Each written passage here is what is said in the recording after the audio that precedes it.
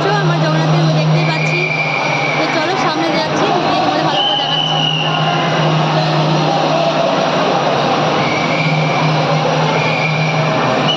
এই যে জয় জগন্নাথ।